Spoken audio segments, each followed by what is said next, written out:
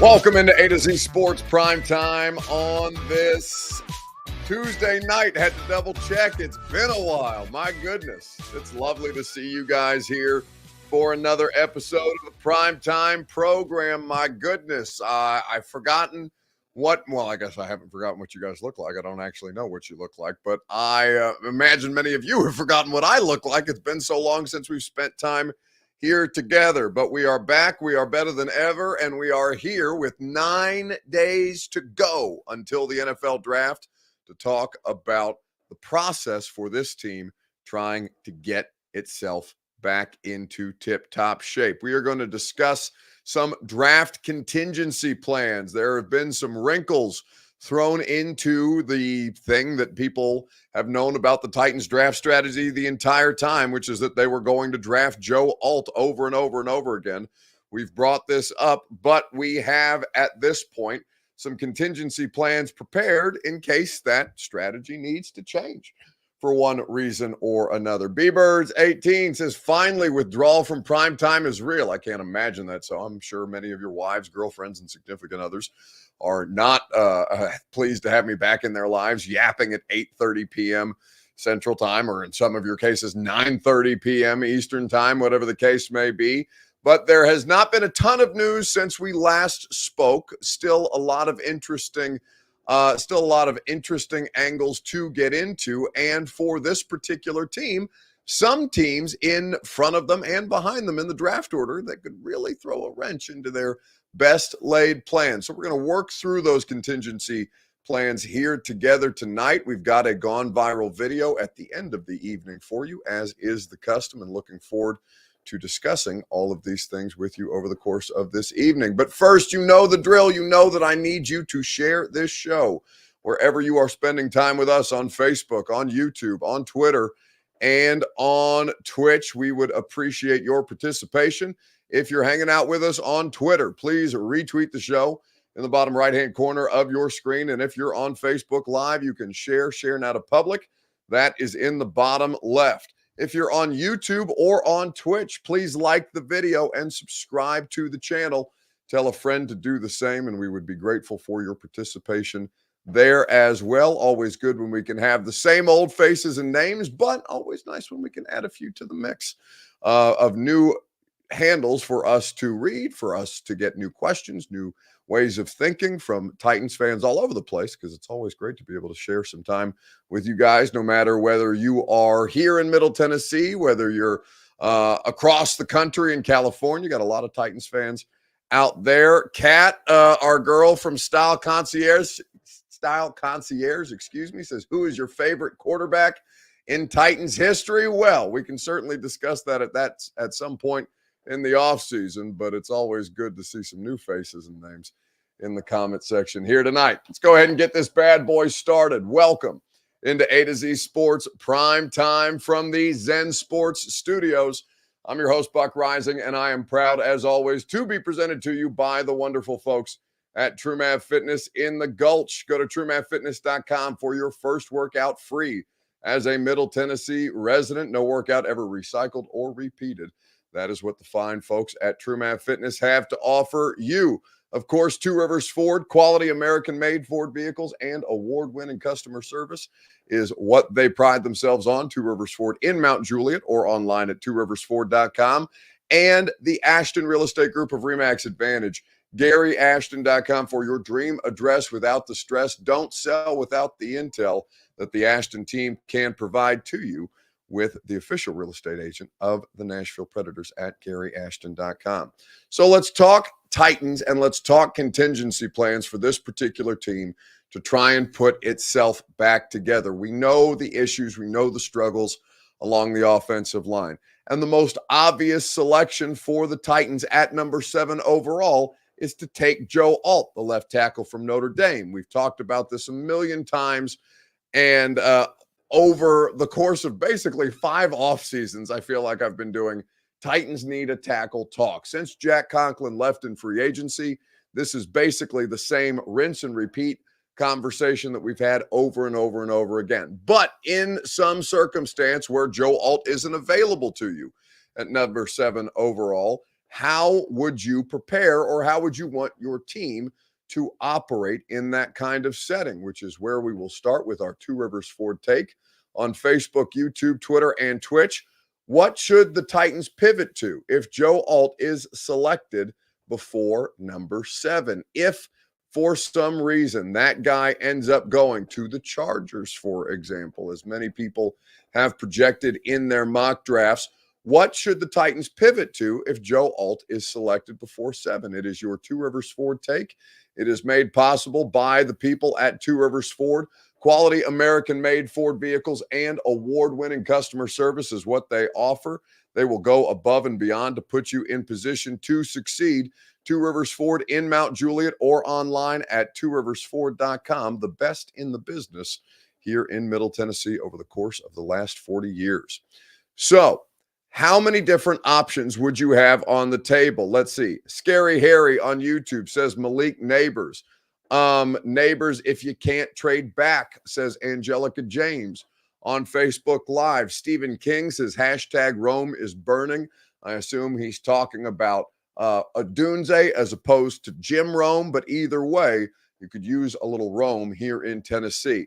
Karen O'Keefe says on Facebook Live, if Alt isn't there, take the next best left tackle at 7 overall. And I don't know how many people would agree with that notion. It's not an easy situation to try and figure out, but Rand Carthon was asked the question about the tackle circumstance on the roster, about both what they have added in free agency. Now, this was prior to trading for Leroy Watson. I don't think it's Leroy Watson. I don't know. I'm not certain if it's Leroy or Leroy Watson. Either way, the tackle from Cleveland, who they traded the 7th round pick for, 227 overall to be specific. This was prior to that acquisition last Friday. Rand Carthon speaking with the media. I believe this was on, 2 Wednesdays ago, whenever Snead was announced. This is the Titans GM.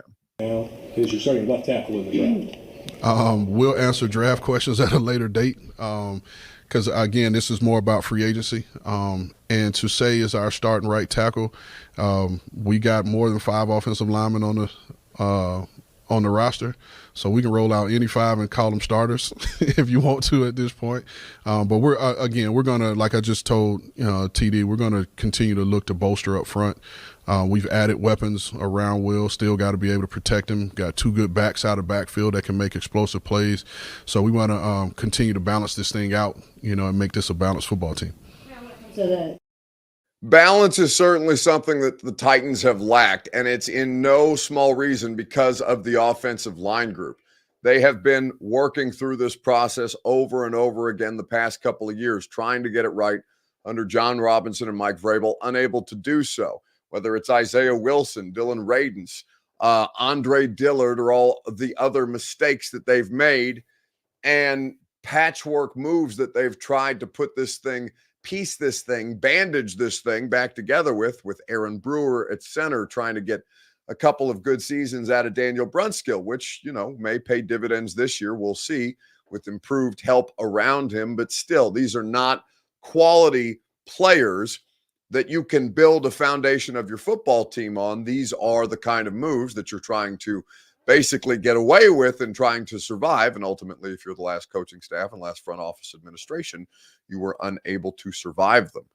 Old line coach, not O-line coach, but old line coach says on YouTube, hey, Buck, since we now have an O-line coach, I am back to participate. I'd be on the phone trading back. So the difference between the vibes around the Titans right now and the vibes around the Titans last offseason, it's wild how big a difference Bill Callahan has made. And that's why I think the scenarios with the offensive linemen that are available to you, specifically in this draft class, it's not the end of the world if you don't get Joe Alt at 7. The 3 contingency plans are this. The first and foremost, depending on who's there, is you stick and pick the best available player on your board. Whether that is a Roma Dunze, a Brock Bowers, a Dallas Turner even, because you do have needs on the edge. I know a lot of people would be up in arms if the Titans took a defensive lineman 7th overall or an edge player 7th overall, given the needs on the offensive line and still help required in the wide receiver room. But this is a team that has needs all over the place, and certainly Jeff Simmons and Harold Landry and Arden Key would benefit from an additional pass rusher in that group.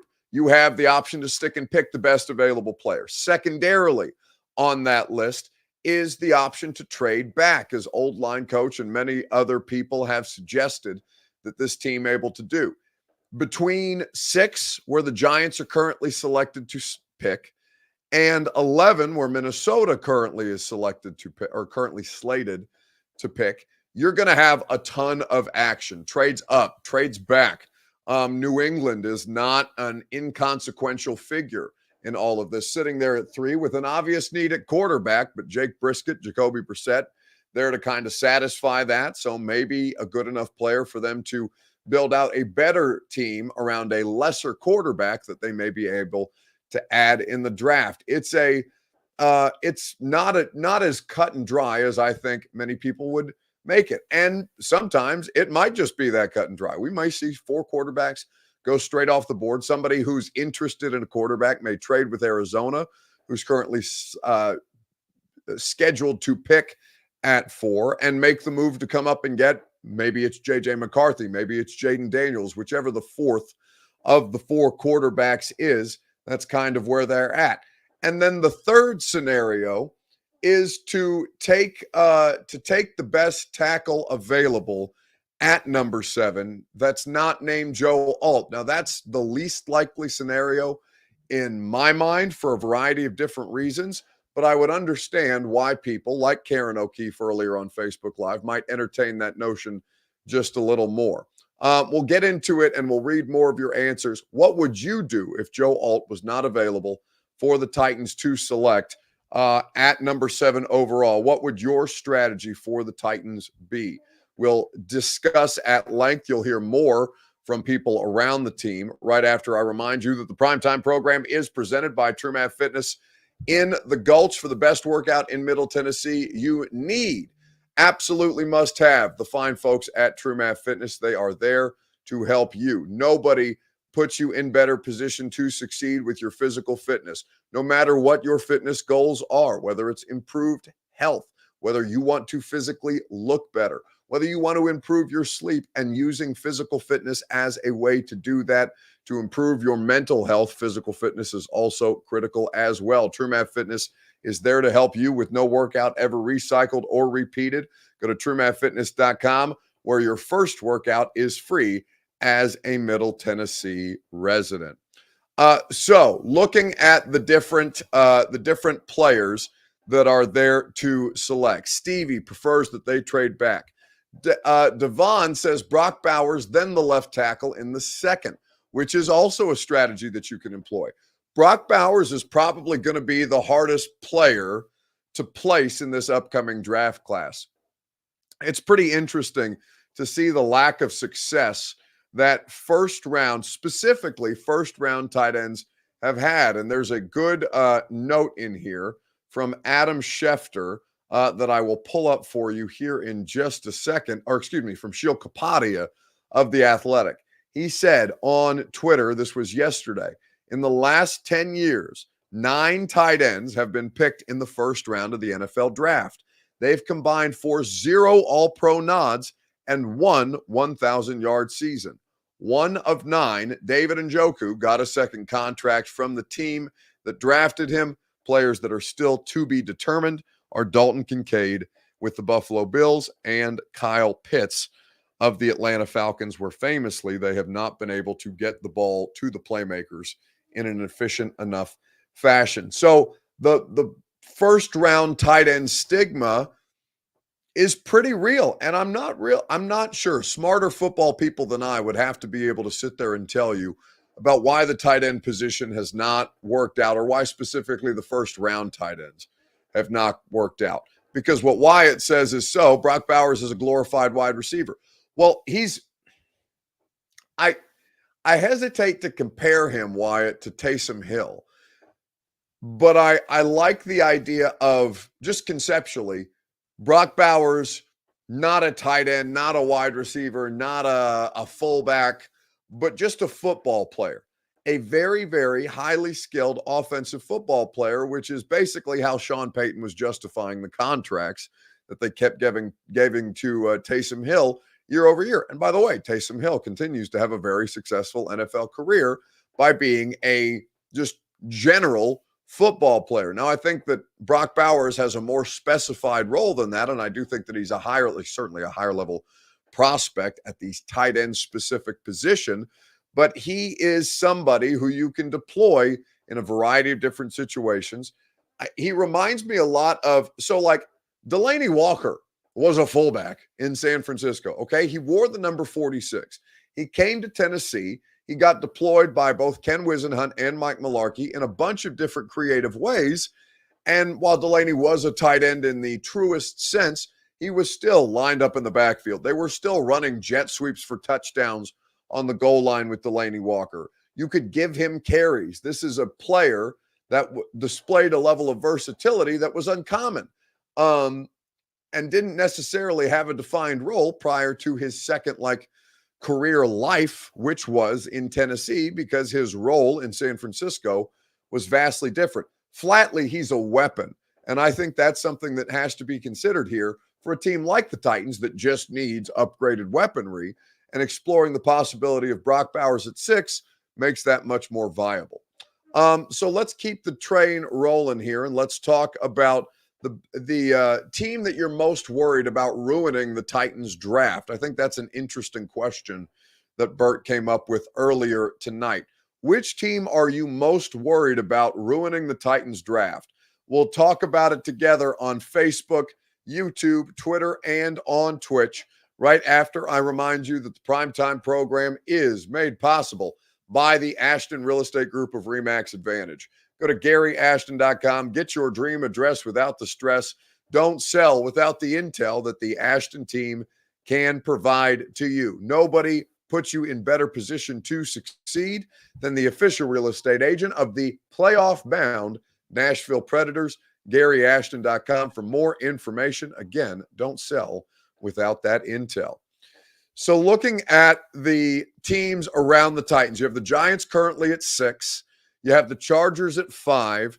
Of course, 1 through 4 currently looks like the teams that are most quarterback needy, save the Arizona Cardinals, who are scheduled to pick at 4, with the top of the draft, Chicago, Washington, New England, before you get to Arizona, who will almost assuredly trade unless they're just going to stick and pick Marvin Harrison Jr. to add to their offensive weaponry, because, of course, they do have a great many needs.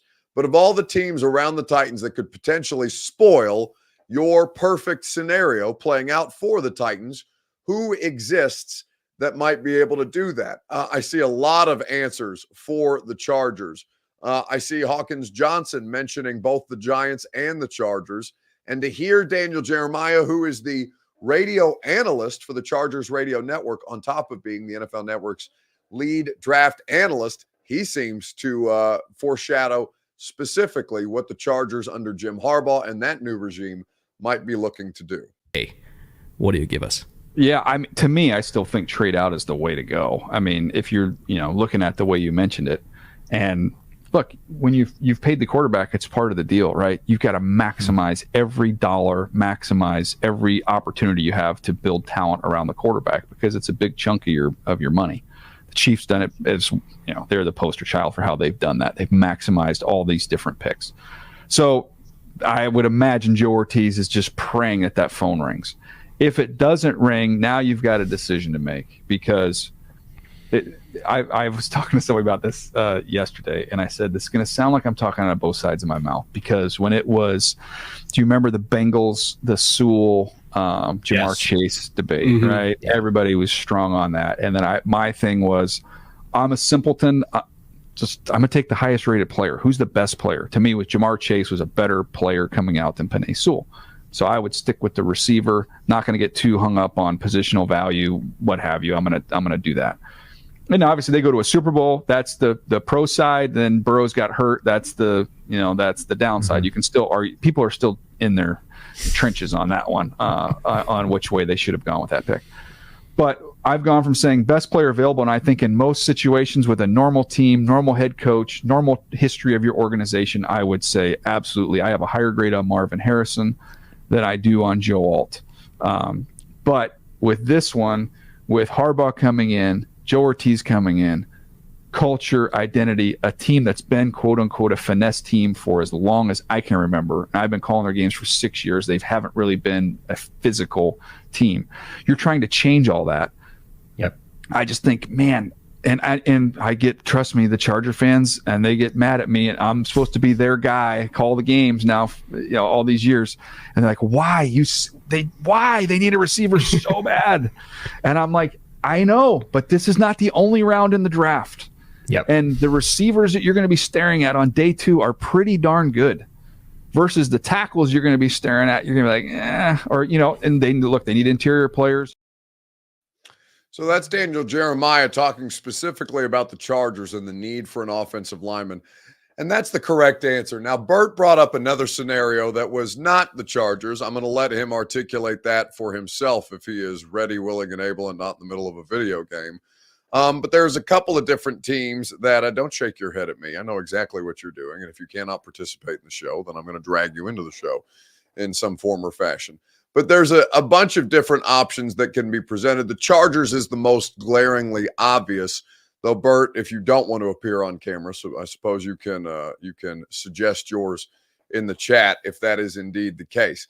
Because it's not just Los Angeles that can spoil the Titans' first round. Now, the beauty of this, the beauty of this is that this is a draft that satisfies so many different needs for the Titans that can put you in position to succeed. So even if it's not Alt at 7 and you end up with Bowers, or you end up with Odunze, or you end up with Neighbors, or maybe you trade back and you get a Marius Mims, like, provided that these are players that the coaching staff and scouting staff have properly vetted and have properly approved of, this is a draft class that will really satisfy a variety of your different needs. So I just don't think that there is a doomsday scenario for the Titans in particular that doesn't have them coming away with a player that most people would be satisfied with. But I think that there is, you start to get in your mind that Alt is who you want. Alt is who you need. Alt is who you're going to draft. And then all of a sudden you don't end up with Alt, and the contingent of Titans fans, maybe not a majority of Titans fans, but some of you will be upset with the way that this plays out. And, Caleb Meadows asked, Buck, who is the better prospect between Roman and Bowers? It's interesting because I do think that Bowers is probably, I would argue that Brock Bowers is the third best prospect overall in this draft class, regardless of position. So I will say Bowers with Caleb Williams and Marvin Harrison Jr., the most pro-ready prospects. Those three feel like the safest, no matter what team you drop them in on, a team should be able to figure it out.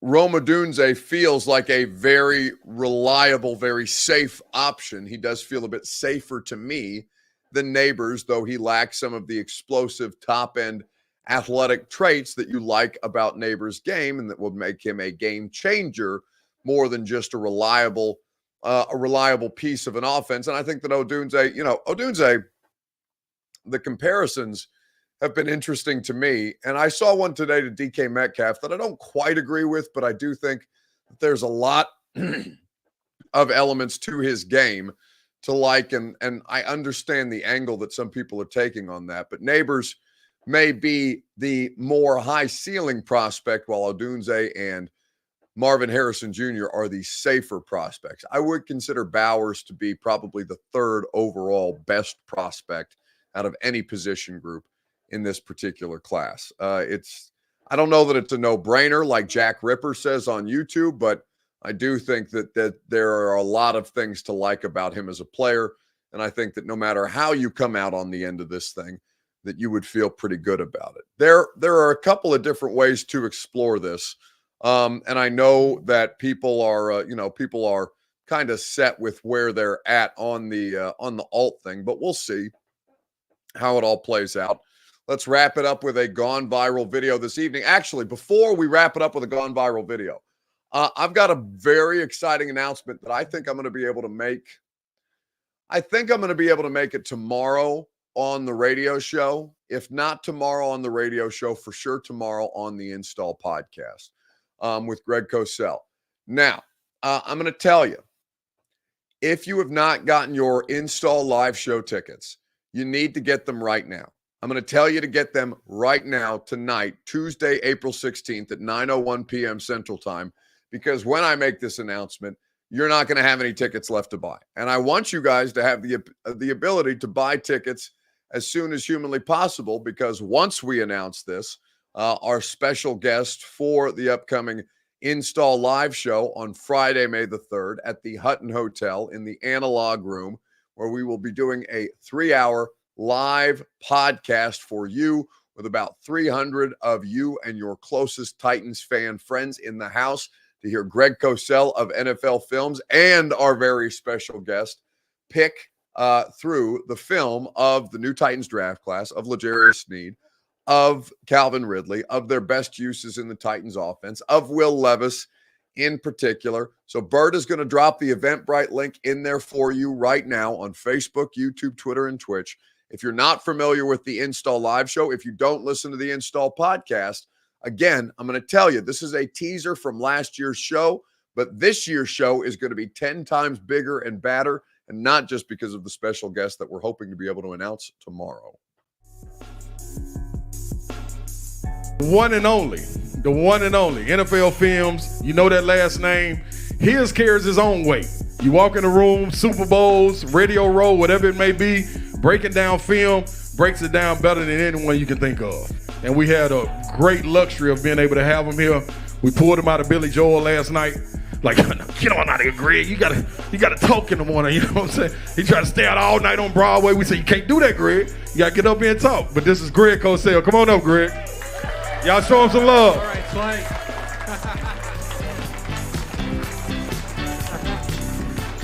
All right. Now listen up. It's only right. I could do this. I could host this event. But Well, then we'd have a lot of dumb questions. There you go. see what I'm saying? I told y'all. I got it warmed up for you. Ready? So, Ron Slay introducing Greg Cosell of NFL Films last year at the live podcast. Blaine Bishop, the Hitman's going to be in the house.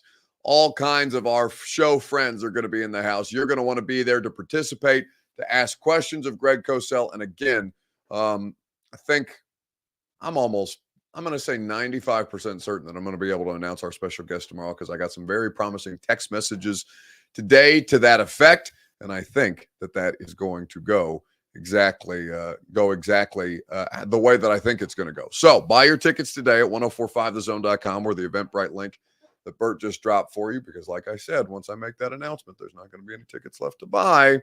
Okay, so let us, Stokely says, going to have shrimp cocktail at the event. I don't know what's on the menu. Actually, I'm not entirely sure.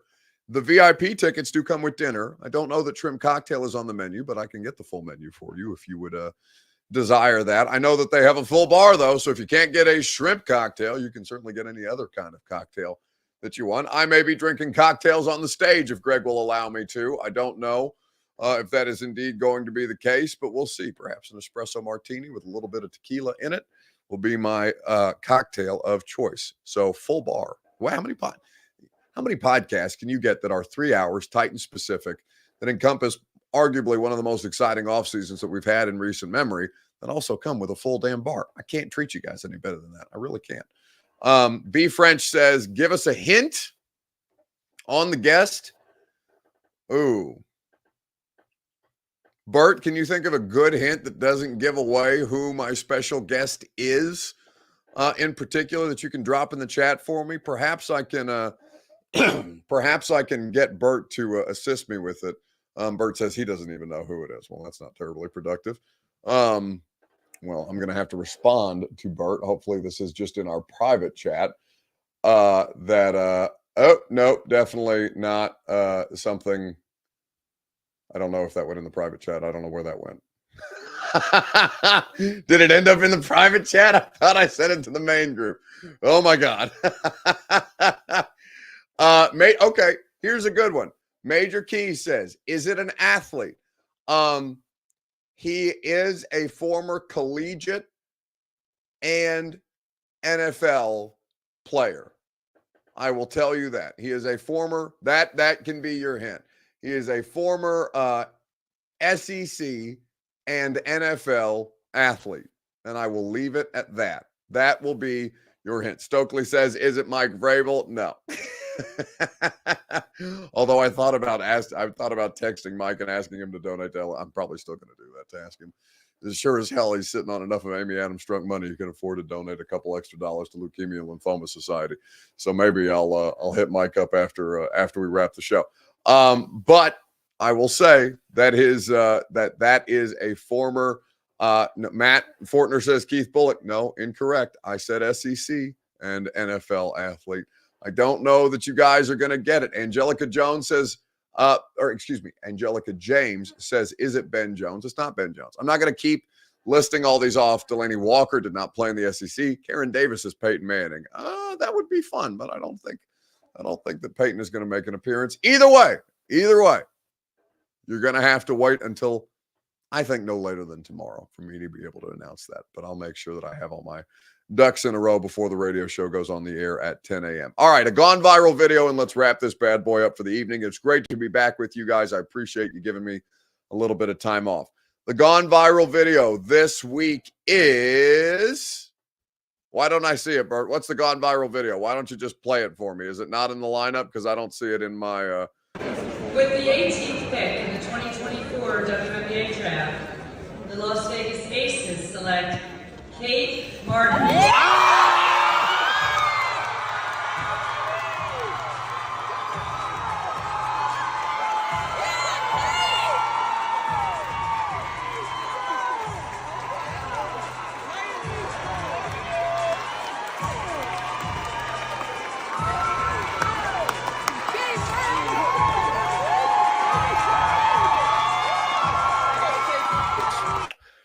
Which defensive player stands to benefit most from the coaching change? Poipol Neupel.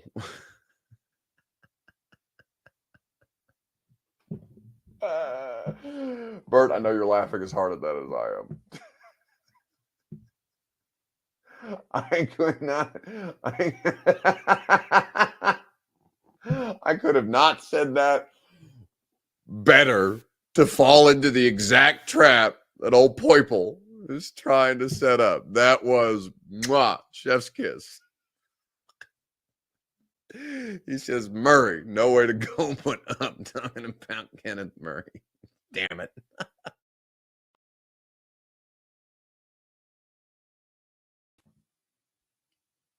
You're an idiot, and I hate you, Robert. I hate you. Why is that still in the system? Get Poipol Neupel out of here.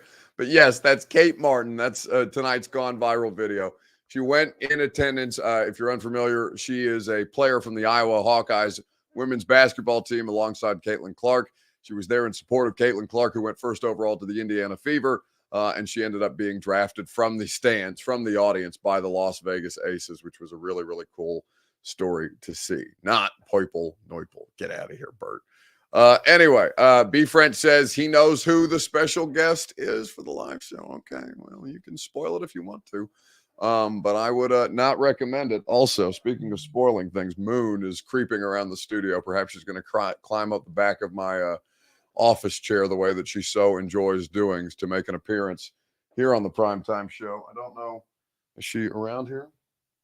No. Let's see if we can't make a Moonbeam appearance at a later date. She is not the special guest, as a matter of fact.